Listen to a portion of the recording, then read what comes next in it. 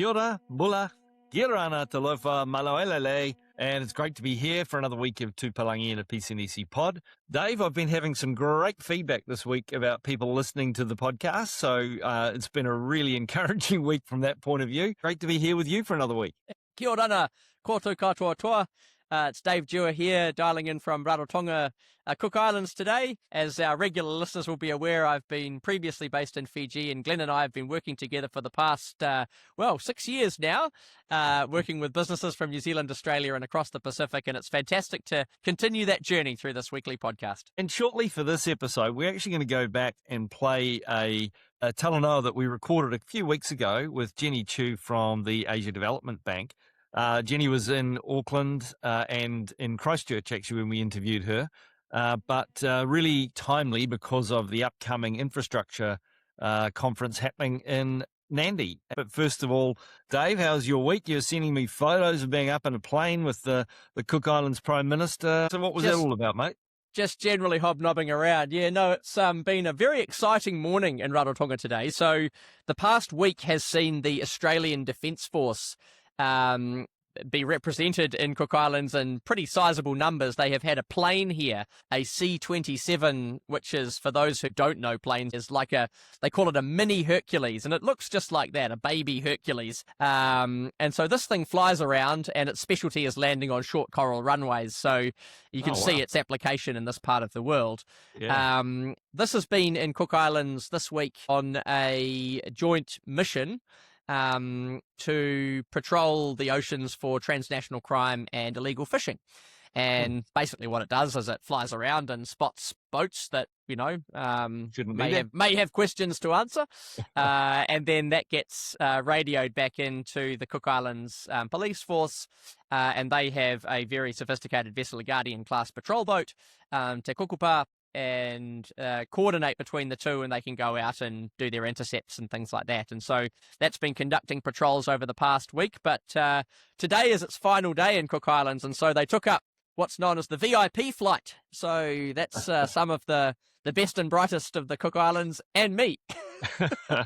So I was very fortunate to be invited along to that, accompanying a few of the delegations. So we had the Cook Islands Prime Minister, Mark Brown, the Australian High Commissioner, who our listeners will know I have some association with, and also the New Zealand High Commissioner, as well as the Police Commissioner from Cook Islands, and some of the senior officials from the Fisheries Management Agency and the police services there. So really cool. We had a bit of a fly around Rarotonga at low altitudes, came down low and circled some poor fishing charters that were just leaving the port of Rarotonga. They would have wondered what the heck was going on.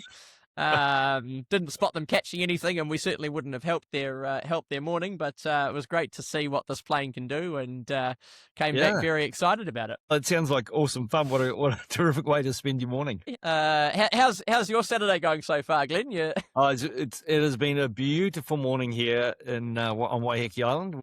Went out for a walk earlier, and the views were spectacular. There were loads of pukeko out this morning, and I'm not sure if you're aware of this, but when you have a more group of pukeko, apparently it's called a plague of pukeko. Oh, wow. Yeah. I can see that if you're a market gardener, that you'd be what you'd call it. For our Australian listeners, I think the pukeko is known as the swamp hen. I think not quite as nice a name in English. Yeah. No. Hey, Dave, you mentioned before we started recording a couple of things that were important just to talk about that happened this week. The first thing that I wanted to highlight, and many of our listeners, certainly from Fiji, will be aware, and that is that Friday, 14 May, has been celebrated in Fiji as Gurmit Day. And it's a very, very important day in Fiji, and particularly for the Indo-Fijian community, because the Gurmitias is what it commemorates, and that's the arrival on the ship Leonidas 147 years ago of the first Gurmitias, who were the indentured labourers brought in under the British Empire from India to work on the colonial sugar plantations. So, incredible story of hardship and very, very challenging start for that community. What an amazing story of resilience and growth and contribution over the years as well. You know, if you think about what that community has grown to become and the contribution that they've made, not just in Fiji, but around the Pacific and, in New Zealand and Australia and more further afield. Yeah, it's incredible to think it was 147 years ago.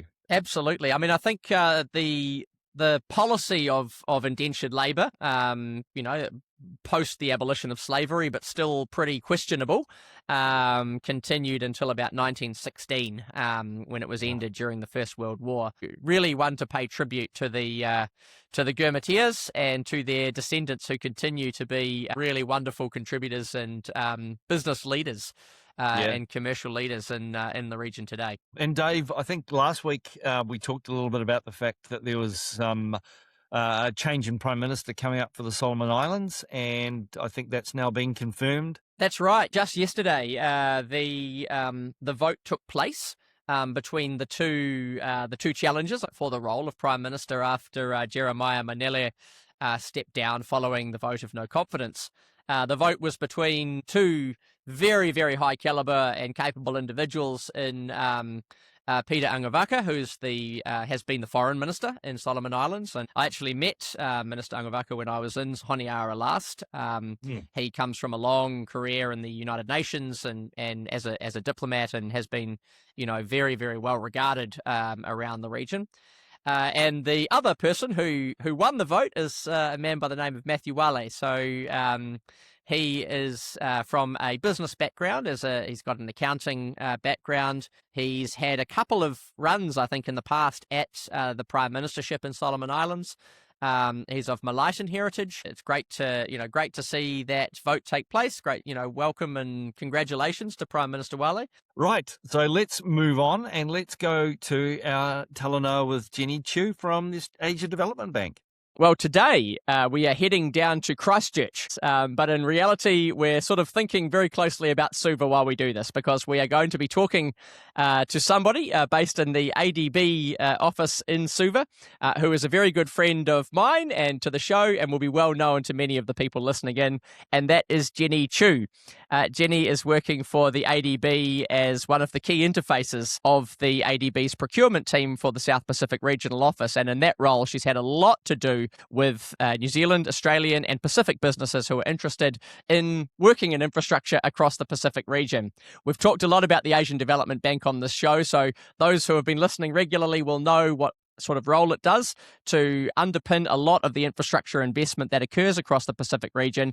And it really is great to have Jenny on the show with us today. This is a bit of a pre-record from when we will actually be publishing it, but Jenny has just wrapped up a big series of meetings across Australia and New Zealand as a roadshow, talking to industry in both countries about some of the opportunities and ways that they can engage in the infrastructure market. So Jenny, kia ora to you. Welcome. It's great to have you on the show. Hi, David. Hi, Glenn. Thanks for having me. Yeah, Bula Jenny, thank you for joining us today. Bula. Awesome. Well, the way we usually like to start these things is to get people to tell us a little bit about themselves. So if you don't mind, how about we do it that way? And if you could just tell us a little bit about your role and how you came to be in it in Suva, and what it is that you do with the ADB. Great. So I'm a procurement specialist with Asian Development Bank, ADB, currently based in our Suva office covering the South Pacific. Prior to joining ADB, I am a proud graduate of University of Auckland. I think hence the New Zealand connection there, where I studied both engineering and law. So I've always been a bit interested in how infrastructure is not just from a design and planning perspective, but actually how it get delivered and governed. I also had some experience with NGO and community engagement that really sort of shaped my perspective, and also interest in Pacific that sort of key to development is really the people and communities. When I first started my work in ADB, I started at our headquarters, which is in Manila, Philippines. I've been a few years there covering Southeast Asia and the East Asia region before moving to Pacific. And it's really a good time to be in Pacific, exciting time with growing portfolio, growing investment and momentum. The impact of the project is very tangible and you really get to see the difference on the ground. It's also a time that we have growing presence in the field as well. So it's just not just myself, but also we have a lot other offices based now, field offices in the Pacific to be closer to client and stakeholders. So segueing into what I do as part of my role in our super office, I support the Pacific Island government, which are a client, to structure, plan, and run the procurement processes. And then I work closely with the private sector. So we have really good collaborations with NCT and also other trade commissions, sort of outreaching to contractors, consultants, and suppliers through a number of the regional market engagement and business opportunities, which we'll probably just talk about. One of them is being the Roadshow in Australia and New Zealand earlier this week. And last but not the least, also deliver and support training, capacity building for both the government counterpart and also industry as well on a policy level and also sort of project procurement level. So I guess in short, sort of sitting at the intersection between policy, projects, and the private sector, helping to turn development, financing ideas into the real infrastructure outcomes. Hey, Jenny, I might have missed it in terms of what you said, but how long have you been living in Suva now? I've been in Suva for 2 years now, but before, Right. yeah. And how have you found settling into Suva lifestyle? Great. The people's full of positive energy. There's always a big smile and bula. Yeah, but also like there's just so much energy, I think, going on in Suva with the various work by our agency and also others as well. We also get to really see firsthand the impact of development on the ground, the exposure and the vulnerability to climate and also environmental impact as well. And you've got a super cool new office now as well, haven't you? Yes, we're making the most of it. Awesome, Jenny. Well, look, talking about a combination of an engineering degree and a law degree, you could not really think of two better disciplines for somebody engaged in procurement policy for infrastructure. But I guess for people who are listening in who might think about procurement policy and think, oh, that's a bit dry, what would you say to convince them otherwise? Yeah, I think I get that reactions a lot. But I think procurement is really where strategy becomes reality. So it's not just about compliance. It's also about who delivers the project and how you get to, select who delivers the project. And then in that process, we're figuring out how risks are allocated and where incentives are created. So if you do well, and we've seen some of the projects that's doing quite well, it really drives innovation. It can enable local participation and also deliver a better longer term value, not just lowest cost. So in ADB and also my work in terms of procurement policy and also procurement as a whole, we work across multiple levels. So we work on a project level, transactional level, which I talk about, is designing procurement approaches that is realistic, competitive, and deliverable for the project development outcome. But we also work with country level, which I think is also very exciting, that we work with the government to strengthen their own procurement system, which will sort of like trickle down back into projects that we finance, but also beyond that. I think that kind of institutional and capacity building has far greater impact beyond a single infrastructure investment project. And I think in terms of the things that makes it interesting in Pacific, even more so, there's quite unique that you get to work at the regional level. So we're exploring opportunities like aggregating demand across country, so you can buy together and drive value for money. How do we, deliver training and capacity building through sort of common approach to make it more efficient and maximizing outreach. The joint market outreach that we've been working together with entity and others on, and also exploring like what are some of the common system and process of doing things. So and we're doing all of that. Also in Pacific Procurement, we do it in collaboration, partnership with others, development partners as well. So New Zealand government, Australian government, EU and government of Japan, for example, US. So I think these are the things that make procurement quite interesting, not dry. I mean, dry is probably an interesting word for Suva in terms of the weather. It's always sunny in Suva. Hey, Jenny, I would imagine too that one of the things that you said at the beginning is ultimately what makes it not so dry, which is that you actually get to see projects happen, come to fruition, and really affect and improve and help communities. That must be the ultimate driver for the work that you do. Yes, definitely. Yeah. Yeah. And it hardly ever rains in Suva, by the way, Jenny. Whenever I'm there, it is sunny. And Dave used to complain about, it's always wet and raining. I'm like, Dave, I've never experienced rain here in Suva. It's always lovely. Strategic travel planning, maybe. It's all that procurement policy, keeping things nice and dry.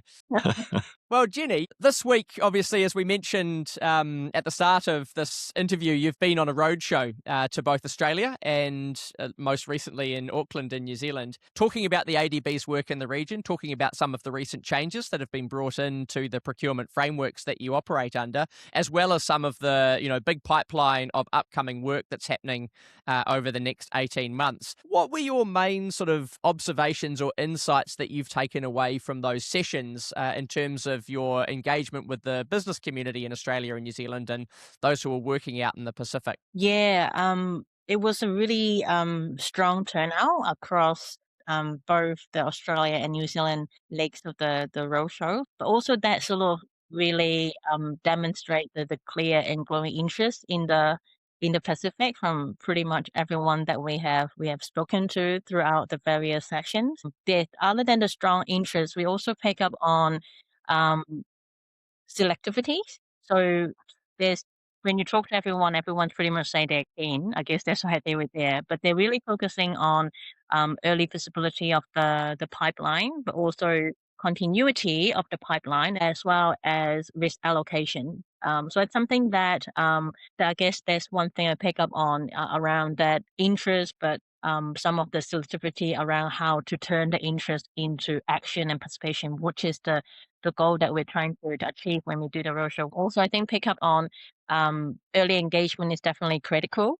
That businesses want not just early visibility, but also ability to provide feedback. A lot of the business have years and years of experience in infrastructure, but also infrastructure in Pacific. So opportunity to provide early feedback is something that very welcome.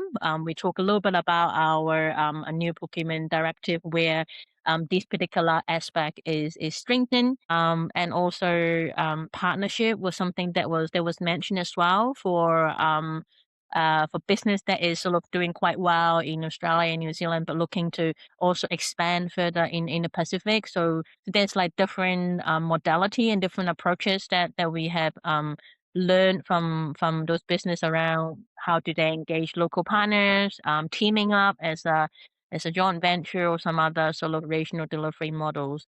I think the last thing I pick up on is also around clarity around the process. There's perceptions around evaluation that's based on lowest price conforming, and I think that's something that we have we've sort of like shared at multiple forum that now our mandatory approach is to use of merit point criteria. Other organizations call that something differently, but it's still essentially the same thing where you've taken both quality and then cost into account to make the evaluation of the bid that's getting being put forward as well.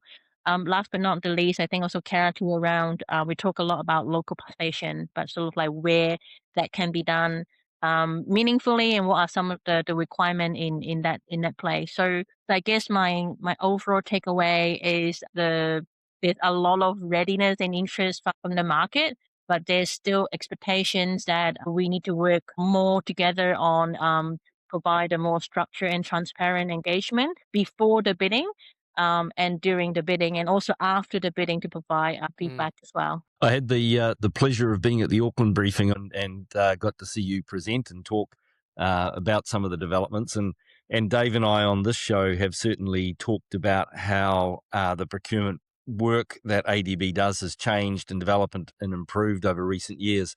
But there was still a couple of quite pointed comments, I think, from some of the group, and you handled those very well. But I wonder how do you then take those comments back into the thinking around how you keep improving? Yeah, so I guess that depends on the comment if it is to do with like general policy or particular projects. So on a project level, we engage on pre-advertisement market engagement. So if there's any feedback on a particular project and how that project's procurement approach is being shaped, that's something that we have we have a lot of flexibility to work with the government to take those feedback on board.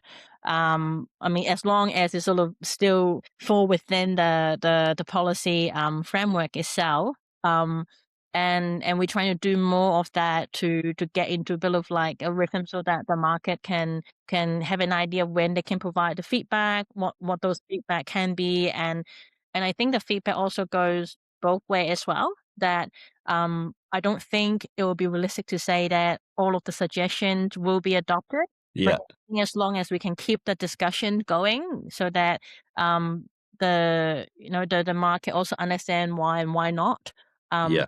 We can keep that dialogue going as well. But the other thing is also, other than the project level market engagement, we also have regional level engagement. I think there is the regional business opportunity seminars that we Yep. work together again with yourself and also other like-minded partners on. That's also another forum, high-level forum, where some of the systemic industry feedback would be very much welcome and solicited, so that those feedback can be taken on board. And we have taken some of those on board from similar previous high-level forum, and that has in some way sort of shaped some of the policy update and process reform as well. So we're sort of doing it at different level to have multiple channel for dialogue, and then over time that will sort of shape our framework on a high level or on a particular project arrangement on a transactional level. Jenny, I think it was a great session, and as absolutely echo Glenn's comment about how well you dealt with some of the questions. If you had to think about it in terms of your top couple of tips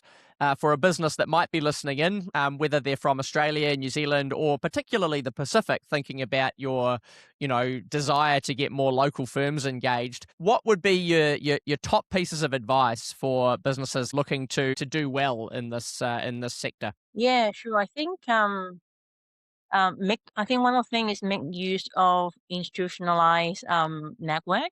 So get in touch with the likes of trade commissions, because that's kind of what the team does to provide to access those support. Because a lot of these organizations, their mandate is provide that support. So please tap into that to make use of that. Get in touch with us for any question. Our door is open for business. So please do get in touch. But the other things that I've observed is that the business that's doing well is not so much to do with the size, but around the adaptability. So some of the characteristics would be about understanding the specific context, not just technically strong, but also culturally aware, patient and flexible, engaging early, starting not just when the tenders start, but that there's already effort to track the pipeline, to ask questions and build relationship in the ground, and business that sort of take a long-term view, not just chasing one contract, but looking to build a regional presence. And that will in turn kind of shape the approach in having really good local partnership, working with local contractors and workforce to build capability, and not just sort of delivering the projects and that sort of it. So I think those are some of the things that I have observed in terms of like a success characteristic: partnership, engage early, tap into institutional network, build visibility, understand any new approach, because the space is changing quite rapidly. We've got an opportunity coming up at the end of May. Would you like to talk a little bit about that? Yes, sure. In the end of May, there is the Pacific Infrastructure Business Opportunity Seminars that ADB and others like-minded development partners, New Zealand, Australia, EU, Japan, US, and Pacific Island government that is organizing together. Where to provide early visibility on pipeline. I think there will be a initiative that will be launched, depends on the timing of these recording, by Pacific Regional Infrastructure facilities on these consolidated pipeline to address the early feasibility piece. So there'll be more discussions sort of follow on from that important piece of work. People to people connection with the government and partners, and then understanding the pipeline, understanding the sectoral need, explore partnerships. So that's something that really encourage the private sectors or public sectors interested participant to come along and contribute to this conversation. And that's in Nandi. And do you have the dates exactly, Jenny? Yes, it's on 25th, 26th, and 27th of May. The Right. business opportunity event itself is on 26th and 27th of May. 25th of May, Monday, is like a pre-business opportunity seminars masterclass, where for those who find procurement not that dry can come and listen more about some of the nuance, nut and bolt of procurement evaluation approach, and also our updated environment and social framework and what that means in terms of your bidding and tendering. Well, Jenny, I think anyone who's been listening in, certainly to this entire interview, will be either already going to that event or very, very keen to get in touch. So we will be making sure to put the details of that in our show notes, and can help people find out where and how they can participate in that event. Because having attended the last one, I know just how valuable it was for the businesses that attended. We've been speaking today to Jenny Chu, the Senior Procurement Specialist at the Asian Development Bank's South Pacific Regional Office in Suva. Jenny, this has been really useful, I think, for a lot of our listeners.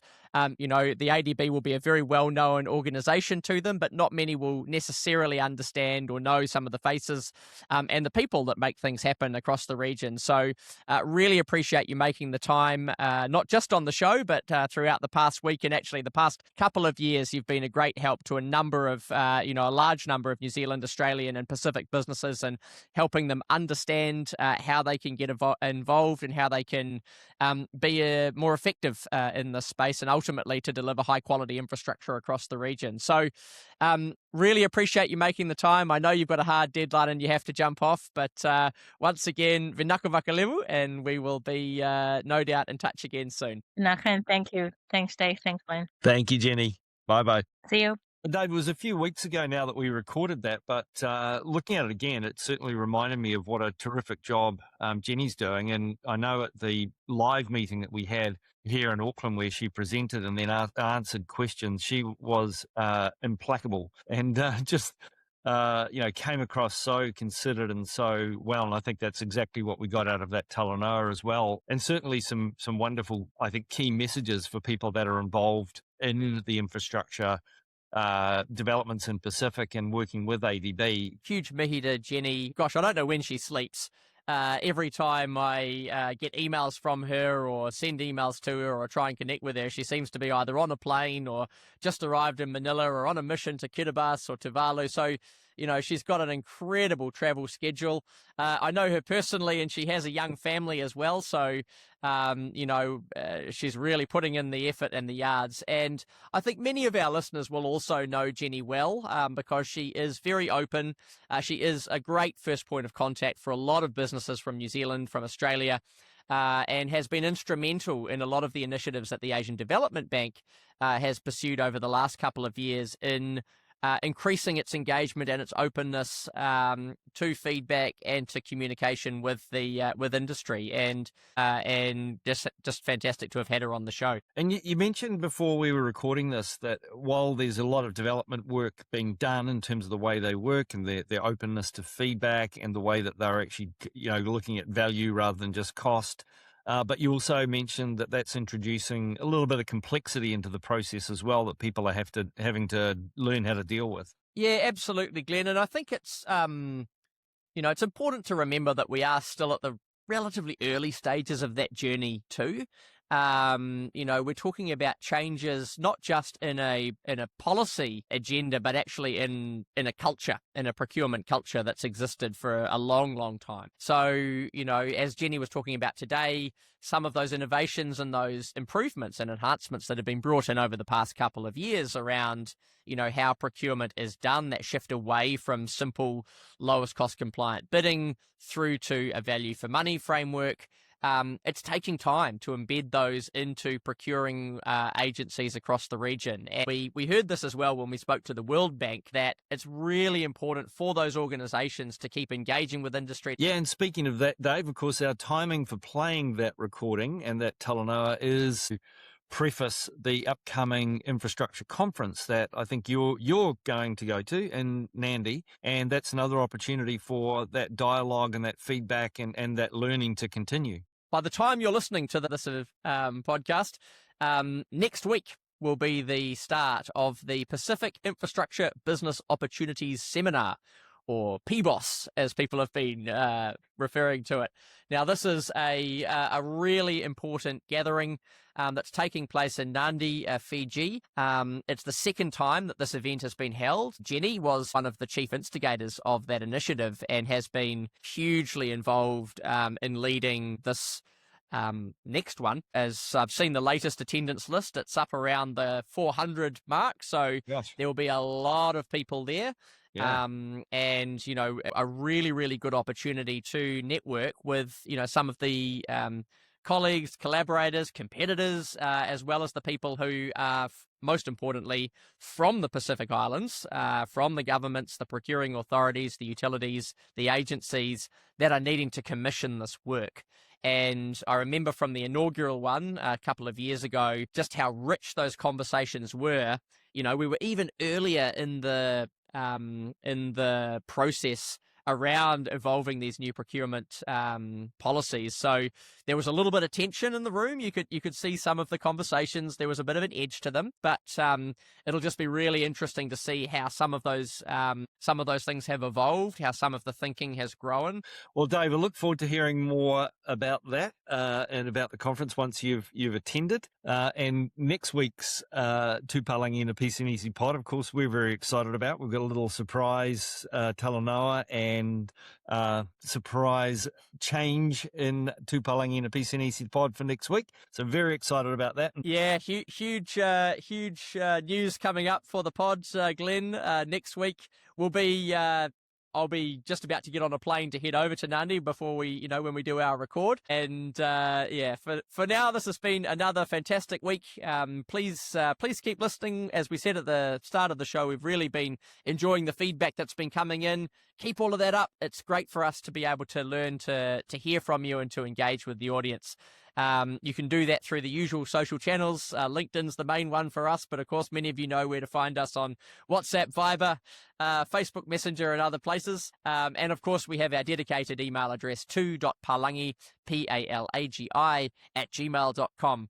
It's been fantastic engaging with the audience, and we look forward to continuing that into another week. But for now, this has been Tūpalangi in a Pisanisi pod for the week ending 16th of May.